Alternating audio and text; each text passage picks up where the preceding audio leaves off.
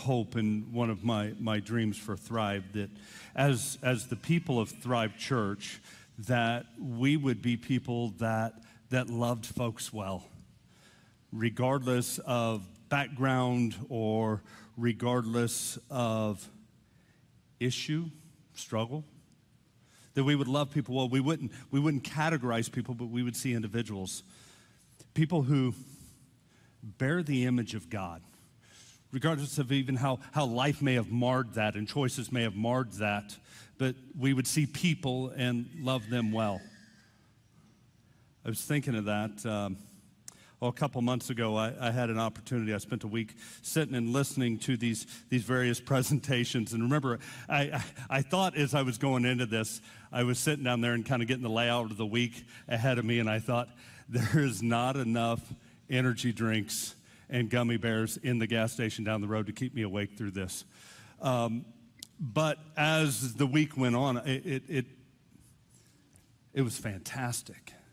And it was these presentation after presentation of these people who had spent several years trying to study this very specific topic. And one gal that stood out to me, and really it kind of wrecked me.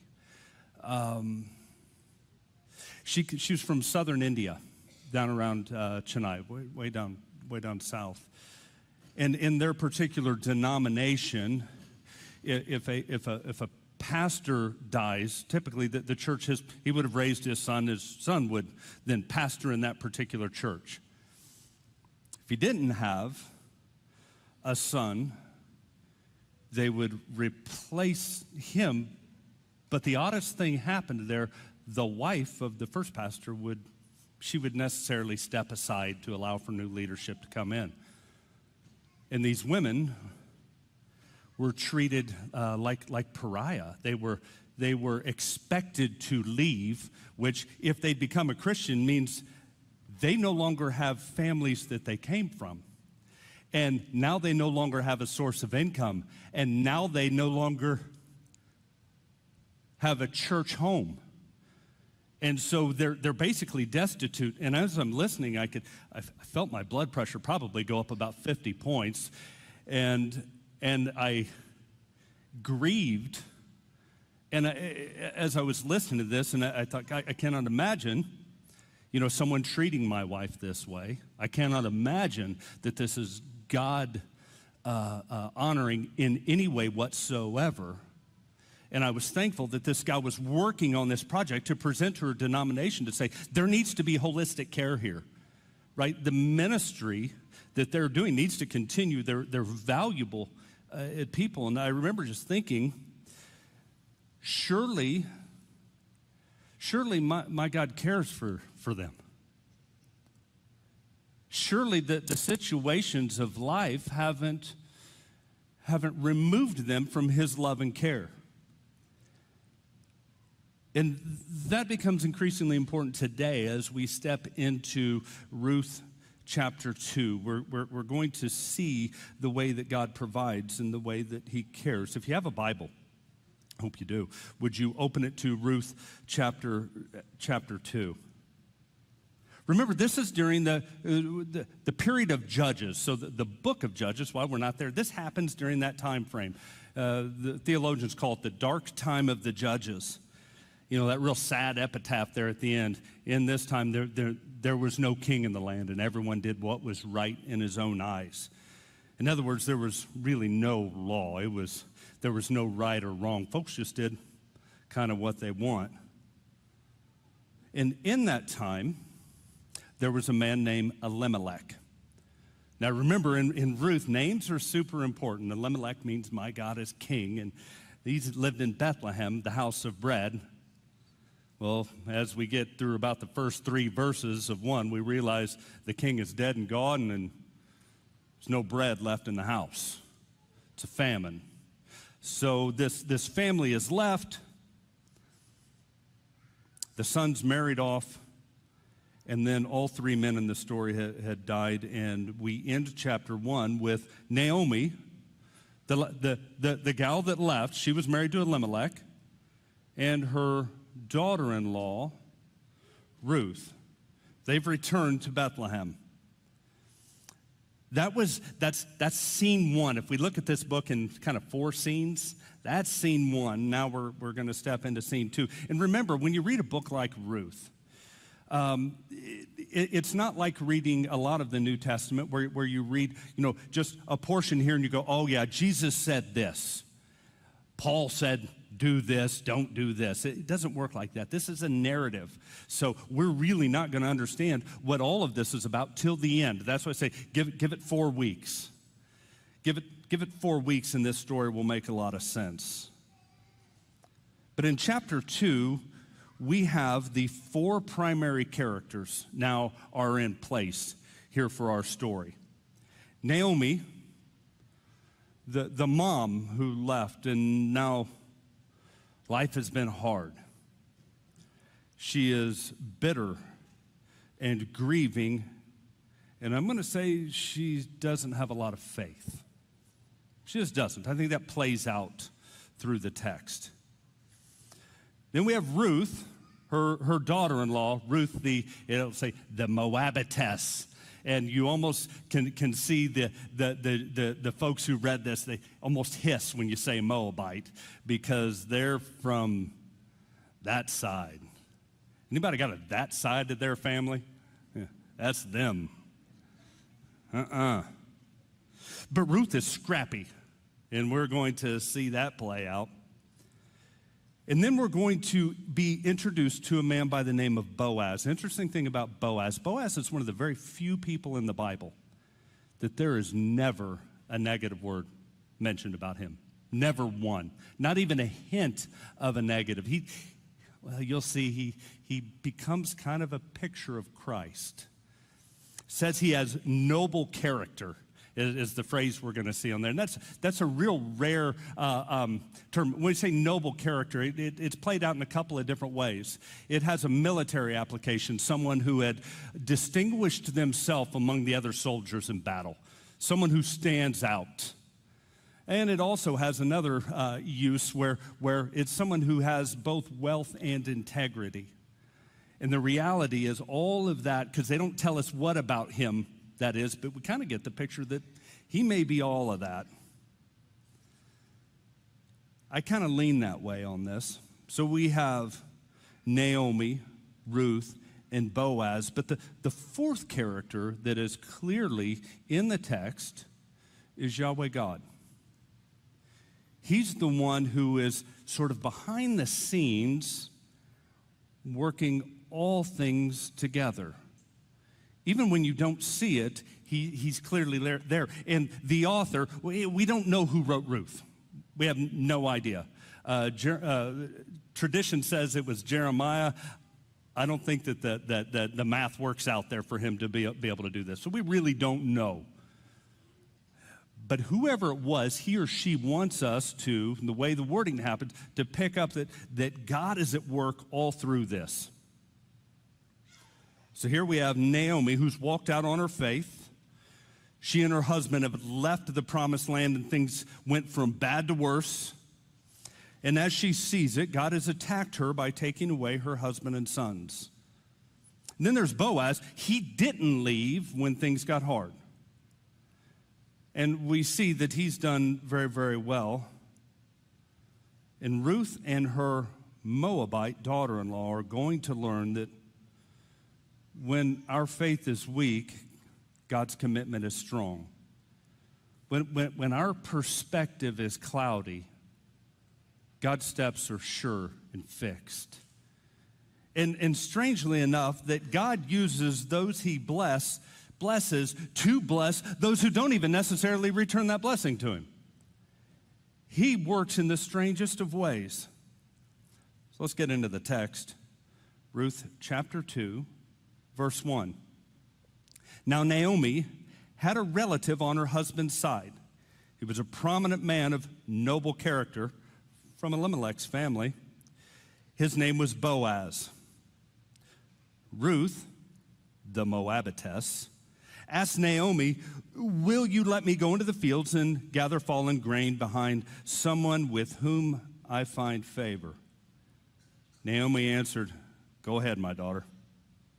So Ruth left and entered the field to gather grain behind the harvesters. She happened to be in the portion of the field belonging to Boaz, who was from Elimelech's family. Tradition says that that would have taken place here in this picture. This is what they call Boaz's field. So if you picture Bethlehem and you head kind of down the hill to a little town called Beit Sahur, right on the other side, this is where they say that happened. Oddly enough, they also say this is where the shepherds many years later would have that encounter on the night that Jesus was born. It's a strange little piece of ground where a lot of God's work kind of comes together. That's where that, if it's not here, it has to be very, very close. So Ruth, the Moabitess, it's almost like in the New Testament when you read the parable of the Good Samaritan. So in the Jewish mind, there is no such thing as a Good Samaritan. Every Pharisee there would have rolled his eyes at that. No. So here we have the heroine of our story comes from all the wrong background. Ruth, the Moabitess, says to her mother-in-law, will you allow me to go out behind the harvesters? They had this practice they called gleaning. Gleaning is if you owned a field, and say you owned a bean field, and you were going to go out and you were going to pick the beans, and you dropped some, you weren't allowed to pick up what you dropped. That was left intentionally so that there was a portion. Not only would you tithe to the priest, would you take your portion, but you would leave some for those who didn't have much. They called that gleaning, and then every 3 years you would take a special amount of yours and present it to the local authorities to make sure that the widows and the orphans and the immigrants had plenty. That's the way that this worked. And you see that she shows respect to her mother-in-law and says, will you allow me to do this? Is it okay if I do this? And the reason why I say Ruth is scrappy, this is dangerous for her. This is not a safe venture. Remember, she's from Moab, who the gals from Moab were known to be promiscuous and to get some of the Israelite men in trouble. So much so that they weren't even allowed to become Jews. So how do you think the reception would be for a Moab gal to show up with all the local gals and to walk in the glean? Ain't a one of them wants her, because she's got all the wrong intentions. She comes from that background. Don't come near my husband. But it's also a problem because of the men. Every man did what was right in his own eyes. This is dangerous for her. And that's where the strangest line happens. She just happened. Just happened. As a matter of fact, the Hebrew reads, by chance she chanced. By chance she chanced to go into this one particular field. Well, here's where the author is leading us. There is no such thing as chance in the Jewish mind. It simply does not exist. Proverbs 16:33 says, the lot is cast into the lap, but every decision is from the Lord. So when he said, just happened, just by chance chanced, what he's saying is God's working all things to the good of those who love him and are called according to his purposes. The author is telling us that God is at work. Have you ever been through one of those seasons of life where things got incredibly hard and you found out in the end that God was actually working the whole time? Where God may have been in working behind the scenes in ways that you didn't expect. You know, this is sort of a tangent, but it's good to remember that. you would see parts of the Old Testament where Moses or Joshua or something, they'd tell the people, put a great big pile of rocks over there, which seems like the oddest thing to do. But you said, well, why are the rocks for? And he said, well, because when your kids walk by, I want you to tell them what God did. It's important to remember the way that God works, because when you're in the middle of a storm, when you're in the middle of a difficulty, it's often you get overwhelmed with what's happening and you don't see that God may be working around you. You know, in my life, and I've told this story, but it's important to me because I need to remember when I don't see God's hand, that I can trust his heart. There was a time for us when a local adoption we were working on fell through. And the pain that comes from that, just the difficulty of all that. It wasn't until later that I realized that the same week where that adoption fell through, my son was born. I had no idea, because I was in the middle of that difficulty. And providence is best observed through a rearview mirror, rather than trying to figure out what God's doing in the moment. So here we are in this scene, and Ruth goes out and she spends the day in the field. Look at verse 4. Later, when Boaz, here's the good guy, arrives from Bethlehem, he said to his harvesters, "The Lord be with you." "The Lord bless you," they replied. So here we get introduced to Boaz. What an odd thing. In a time when there was no king in the land and everyone did what was right in their own eyes, in perhaps the most godless portion of the Old Testament, we find one individual in the middle of going about his business. He says, "May Yahweh bless you." May Yahweh bless you. As we go through this book, what we are going to see is that Boaz only acts with grace and decency.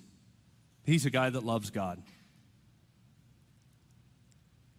If you're a young guy in the room, this is what it looks like. You know, when you start looking for what's true north, what's it look like to be a godly person? Look at Boaz. Look at him. He's the role model. This is what it looks like to be a godly guy. Doesn't mean he's soft. As a matter of fact, we're going to find out that he's not. But this is what it looks like to go about your business with your life, grounded in Scripture and driven by love. Or, as the New Testament would put it, to follow Christ. He notices Ruth. He notices somebody's different. And he says, "Who's that? Who's that?" The foreman. If you're the foreman right now, I've got to imagine you're pretty nervous, because this person comes from all the wrong background, and now she's in Boaz's field. Well, you know, the question, should I have let this Moabite woman here into the field? Now listen to how he responds to this immigrant from all the wrong places in his field. Boaz said to Ruth, you immediately see him going to address her. "Listen, my daughter, don't go and gather grain in another field. Don't leave this one. Stay here close to my female servants. See the field they're harvesting, and you follow them. Haven't I ordered the young men not to touch you? When you're thirsty, you go and drink from the jars the young men have filled." She fell face down, bowed to the ground, and said to him, "Why have I found favor with you, so that you notice me, although I'm a foreigner?" Boaz is a picture of grace in action. He's a picture of living that out and extending the grace that God has shown him. Remember, context is everything here. This is during the time of the judges. The other women don't want her here. 3 times in this chapter, Boaz has to say, I've told everyone, no one lays a hand on you. I've told everyone, I've told the young guys, because this is a rough period. This is a rough time in Israel's history, and I've told everyone, keep your hands to yourself. Boaz is both gracious and generous and protecting. Why have you been gracious? That is the response, the overwhelming response you see from Ruth is the same response that any of us have when we realize the extent of the grace that's been extended to us, right? You see her hit the ground. Why have I found favor? Have you ever just considered how much God has forgiven you, me, and you? How gracious He's been to not hang our past over our heads, to not say, I told you so, I told you this was going to happen, but to step in on our behalf and pay the price and allow us to be part of His family and give us a new family and make us part of what He's doing. This is what goodness looks like. And you think of what Ruth must have expected in that moment. He's going to tell me to leave. He's going to tell me I don't belong. I cannot tell you how many times, and it grieves me when I hear, I'll call someone or run into someone at the store. Hey, I haven't seen you in a bit. Hope you're doing all right. Well, man, with just everything I've been through, I don't know that I can go back. That's not how grace works. None of us earned our spot. None of us earned our spot.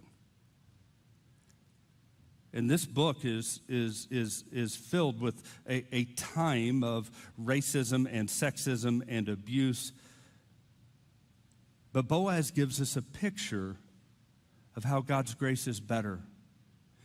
Where you are from and what you have done and what you have been through are enveloped by what God's done on our behalf. Our past, the things that we think have defined us, are just washed up in His grace. And here's the deal. When the community of God, the church, works as it should, it is always a gracious and welcoming place, especially to the vulnerable. Especially to the vulnerable. If you you don't even have to pay attention. Just skim the Old Testament. The widow, the orphan, the immigrant.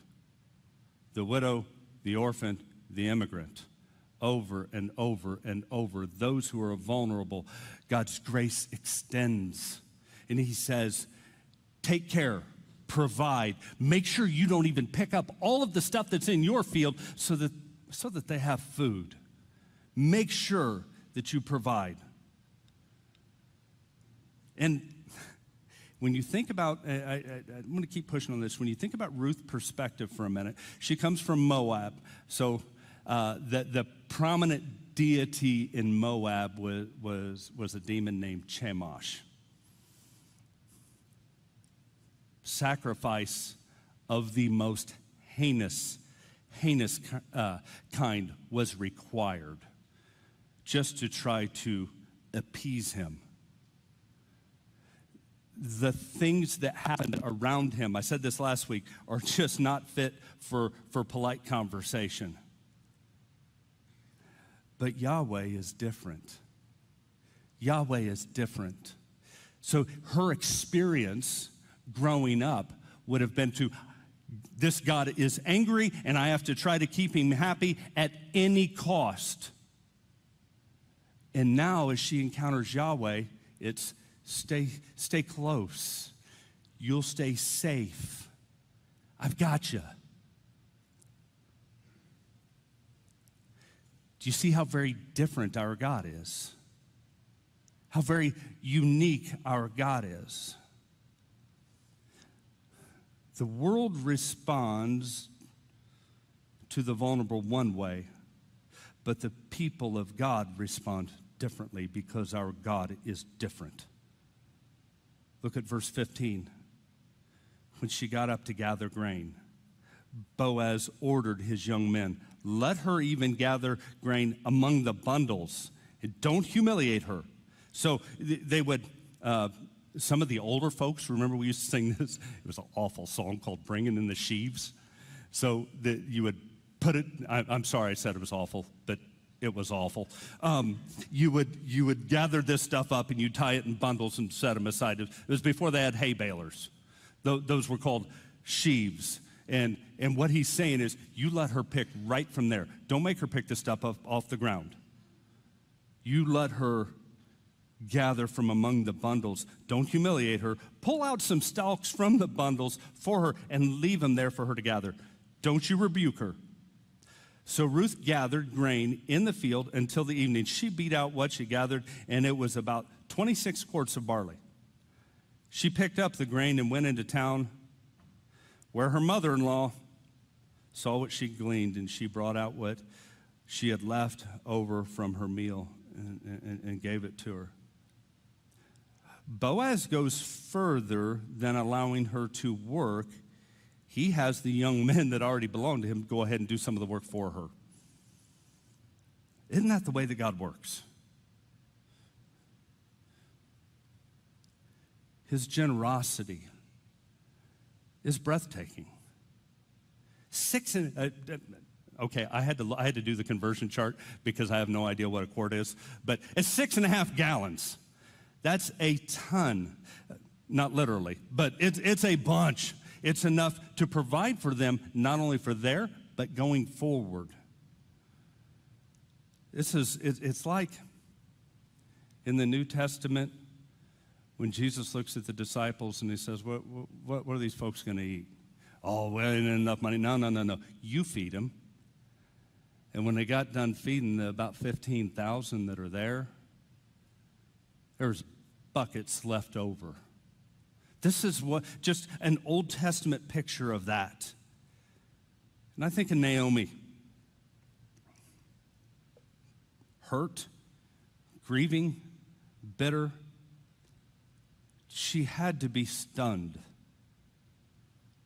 Where were you at? Where would you have been where you have gotten this? How could you possibly have gotten this much? And Ruth tells her, well, I just so happened. I turned left instead of right. I just so happened to go into this one field. What was his name? Boaz. And Naomi says, Boaz? Boaz? I know him. He's related to Elimelech. Look at verse 20. Then Naomi said to her daughter-in-law, may the Lord, okay, remember, I'm going to keep pushing on this so our goal is that we become better readers of the Bible. When you see those old, all capital letters, may Yahweh, the God of covenant, may the God of covenant bless him because he is not abandoned. His kindness to the living or the dead. Naomi continued, this man is a close relative. He's one of our family redeemers. Okay, so last week I said that this hesed, this Hebrew word that becomes this very special word in the book of Ruth, that it's that love that puts its arm around you and says, I don't care what's happening, I ain't going nowhere. Here I am. And stands with you in the worst of times. Okay, we see that played out through the book of Ruth. Here's the second big theme, family redeemers. It's Goel, and it's the older translations will say a kinsman redeemer. So what would happen is this: if if you have two men. I was trying to play this out in a family scenario, and every time I was in the family scenario, I thought, that doesn't work. I'm not doing that. So here it is. If you have two men, one dies. The other man would adopt that family to carry on his brother's line. It didn't necessarily become his line, but it was to adopt so that what his brother's line, it didn't cease to exist. They called that a kinsman redeemer, a family redeemer. That'll play out later in the Bible in very important ways. Don't miss the obvious. Don't miss this. He's a close relative of Elimelech. Remember the guy that left in chapter 1 and died? He's a close family member. Boaz stayed. Elimelech left. I wonder, did he try to talk him out of going? Did he say, that's never the right move? Why would you go there? Why would you do that? And in all of that, there's not so much of a whiff of, I told him not to go. He simply steps in and does what's right. Look at verse 21. Ruth the Moabitess said, he also told me, stay with my young men until they've finished all of my harvest. So Naomi said to her daughter-in-law Ruth, my daughter, it is good for you to work with his female servants so that nothing will happen to you in another field. Ruth stayed close to Boaz's female servants and gathered grain until the barley and wheat harvests were finished, and she lived with her mother-in-law. Boaz makes sure that she had enough for the day, she had enough to take care of her mother-in-law, and he provided for her future going forward. Enough to carry him through to the next harvest. And this is the end of scene 2. It ends much better than scene 1 ends, right?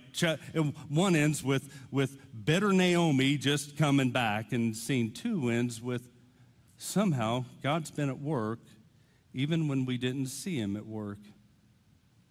What do you do with this? There's a couple of things. And the first here is we learn a bit about the nature of divine providence.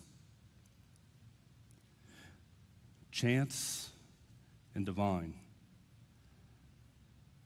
And oftentimes we need these sorts of stories because we need to be reminded that God is at work when you don't see him at work. God is at work when you don't see it. And the reality is, every one of us who's been Christians for a minute can tell of a story where God's been doing something and we didn't expect it. And here's the deal. He's doing that with every Christian all the time, at every minute, and it never even begins to tax who he is. That's how awesome he is. That's why we sing the songs that we sing, is because he and he alone has the capacity to hold all things together. And how foolish we must look, trying to hold every aspect of our little lives together. I can't hold the rest of this service together. And yet he's got everything in his hands.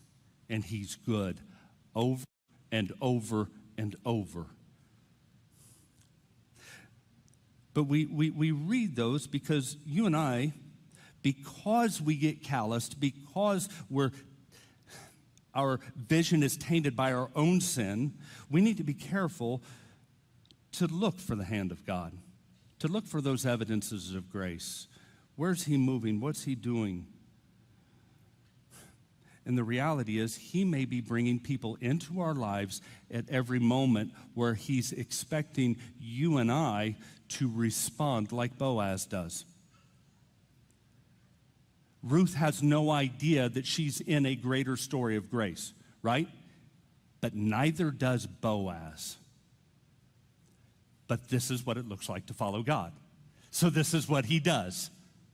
He provides, he protects, he's gracious. God may be putting people in your life today, that he's counting on you to extend grace to love, to provide for. And often we get caught up because we're so busy with the me. Second thing is this: God is often doing things bigger than what you think.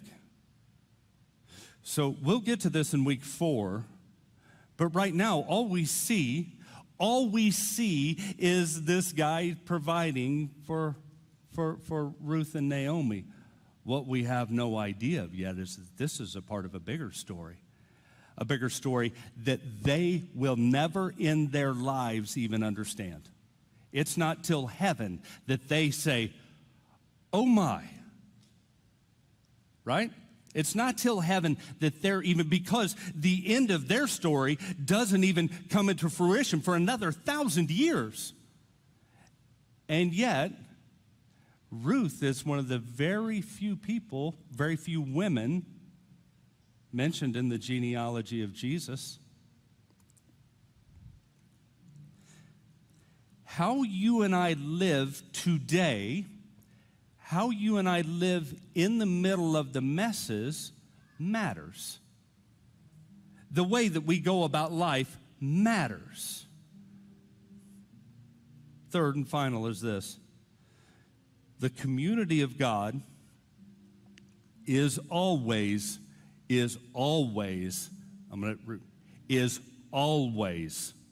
intended to be a place of grace. It simply is. If you are a Christian and know Jesus as Lord, Boaz is the model. This is what it looks like. He is generous, he is gracious, he is welcoming, he is protecting. He doesn't take part in or tolerate racism, sexism, or folks taking advantage of the vulnerable. Won't stand for it. And here's the deal: Boaz takes away the 2025 excuse. Because you and I can come up with all sorts of excuses why we shouldn't. Yeah, but. This is set in the middle of the time of the judges, which is much darker than where you and I currently live. He removes that excuse. He lives it out. He follows Jesus in the middle of a dark time, the middle of a pagan world. He is rooted in Scripture and driven by love. And we even learn about the way that God blesses here. I do want to say this: if you are coming back to church, you're welcome.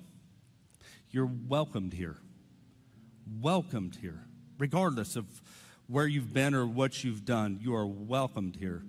But this is also not only our hope, but our expectation. This is what it looks like. There won't be any holding judgment over your head or your past over your head. There is hope with the people of God because of the work of the Son of God. Because the true kinsman redeemer, we're going to talk about that down the road. But it provides a model for how you and I are supposed to respond to the world today. Who would have thought that a simple story about a widow in a foreign land would be so important to the way that you and I go about our business on Monday and Tuesday and Wednesday? But God's word is living and active. That means it's intended for you and I today. Father, I praise you for the timeliness of your word. I praise you for the goodness that flows from you. I praise you because you're gracious when we're terrible. I praise you because you're good when we have evil thoughts. I praise you because your cleansing is complete and your hope is secure. And you really are awesome. Forgive me for using that term to describe anything other than you. Help us to see you better today. and live differently today. All because you paid the price. Amen.